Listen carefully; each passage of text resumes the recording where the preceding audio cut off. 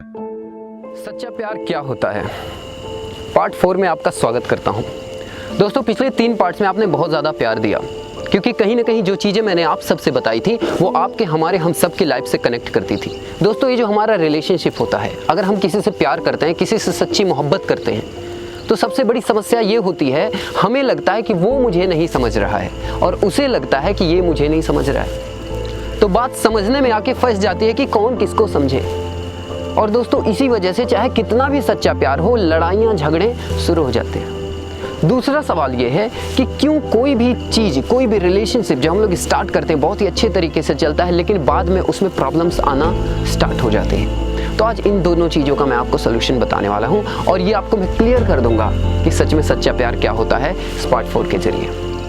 मेरे दोस्त, जब भी हम किसी के साथ रिलेशनशिप में आते हैं, जब भी हमें कोई पसंद आता है, तो हमें लगता है वो हमारी ज़िंदगी है, वो हमारी दुनिया है, उससे बढ़कर कुछ भी नहीं है। ना ही फैमिली, ना ही पढ़ाई, ना ही करियर, ना ही रिश्तेदार, कुछ भी नहीं। तो मेरे दोस्त, अगर ज़िंदगी के एक पहलू पर आप इस पे गौर करोगे ना, तो आपको ये चीज़ समझ में आएगा कि जैसे जैसे आपका समय बीतता जाता है, वो प्यार कम हो जाता है, ये तो नहीं कह सकते, लेकिन वो तलब कम हो जाती है। अगर आप दिन में 8-8 घंटे बात करते थे, फिर आपका वो टाइमिंग जो है वो कम होने लगता है, 4 घंटे, 3 घंटे, 2 घंटे, फिर 5 मिनट भी मुश्किल होने लगता है।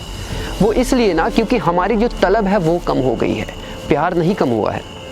बाद में जब आपकी उनसे शादी हो गई अगर, तो शादी के बाद भी तो झगड़े होते ही हैं। इसका मतलब ये थोड़ी है कि प्यार कम हो गया है। इसका मतलब ये है कि आप उससे जो एडिक्टेड हो चुके थे, आप उससे जो एक्सपेक्ट करते थे, वो नहीं हो पा रहा है। तो यहाँ पर मैं आपको एक बहुत ही बारीक चीज़ समझाने वाले हूँ, बहुत ही इंपॉर्टेंट है, बड़े ही ध्यान से समझिएगा। वो बात ये है कि शादी से पहले क्या होता है, जब मतलब आपकी शादी होती है, तो शादी से पहले जो होता है एक्सपेक्टेशंस अलग अलग होती हैं। वो लड़का आपको बहुत ज़्यादा टाइम देता है, वो लड़की आपको बहुत ज़्यादा टाइम दे रही होती है, क्योंकि जब आप एक दूसरे से मिल रहे होते हो तो करने के लिए कुछ भी नहीं होता, एक दूसरे का साथ के सिवा, एक दूसरे में खो जाना, एक दूसरे में डूब जाना, उसके अलावा और कुछ भी नहीं होता करने को। लेकिन जब शादी हो जाती है तो फिर आपको हमेशा साथ में रहना है, तो हमेशा आप एक ही तरीके का बन के नहीं रह सकते ना। तो हम दोनों एक दूसरे से एक्सपेक्ट करने लगते हैं कि ये इंसान बदल क्यों गया। लड़की लड़के के लिए सोचती है ये क्यों बदल गया, लड़का लड़की के लिए सोचता है ये क्यों बदल गया, लेकिन ज़्यादा लड़कियां सोचती है ये बदल क्यों जा रहा है। तो मेरे दोस्त, कोई बदलता नहीं है, यहाँ पर जिम्मेदारियां होती हैं जो निभानी होती हैं।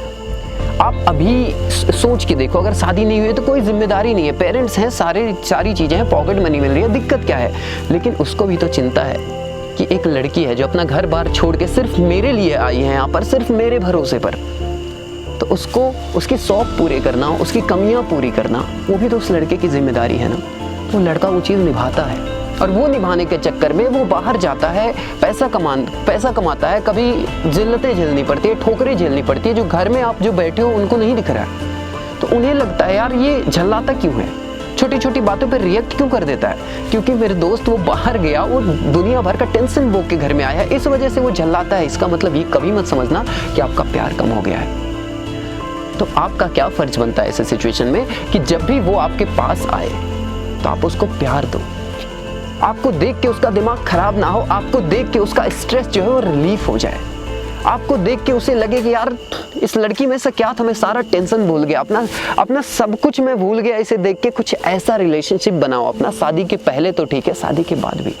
फिर देखना दोस्तों, अगर आप दोनों का रिलेशनशिप सही है ना, फिर कोई प्रॉब्लम नहीं आएगी, ना ही फैमिली की प्रॉब्लम आएगी, ना ही पैसे की प्रॉब्लम आएगी, ना ही सोसाइटी की प्रॉब्लम आएगी, बशर्ते आप दोनों एक दूसरे के ऊपर ट्रस्ट करो और ये चीज़ मानो कि शादी के बाद जिम्मेदारियां निभानी होती हैं। इस वजह से कोई इंसान आपको टाइम नहीं दे पाता, इस वजह से वो पहले वाली फीलिंग नहीं रह जाती, समझ रहे हैं। तो शादी के बाद भी इन चीज़ों को अगर आप समझ के चले, और समझाने से बेहतर होगा कि आप एक दूसरे को समझने की कोशिश करें, ना कि सिर्फ अपनी बात समझाना।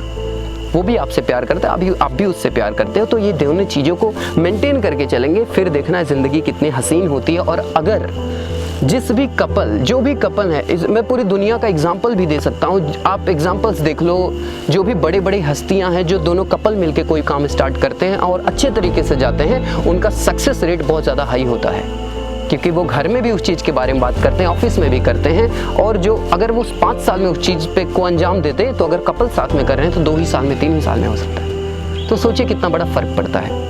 तो मैं आपका ज़्यादा टाइम वेस्ट नहीं करूँगा, जाओ यार और बैठ के सोचो। झगड़े करने से कोई फ़ायदा नहीं है। सच्चा प्यार वही होता है जो एक दूसरे को समझे, समझाने के बजाय समझने की कोशिश करे, उसकी मजबूरियों को समझे, उसके हालात को समझे, उसकी जिम्मेदारियों को समझे। और ये मत बोलना कि वो मेरे को नहीं समझता तो मैं क्यों समझूं।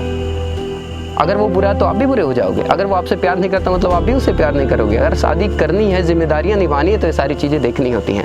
तो मेरे दोस्त, उम्मीद है आपको वीडियो अच्छा लगा होगा। अगर अच्छा लगा हो तो आप नीचे कमेंट में मुझे ज़रूर बताना कि इसका पार्ट 5 आना चाहिए या नहीं आना चाहिए। अगर आना चाहिए तो नीचे लिखो सर मुझे पार्ट 5 चाहिए।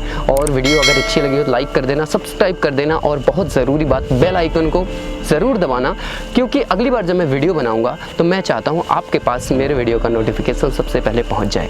तो मेरे दोस्त, इसी के साथ मैं आदर्श पांडे विदा लेना चाहूँगा और मैं चाहता हूँ कि आप ज़िंदगी में हर वो मंजिल और हर वो मुकाम हासिल करें जो आपने कभी सोचा था।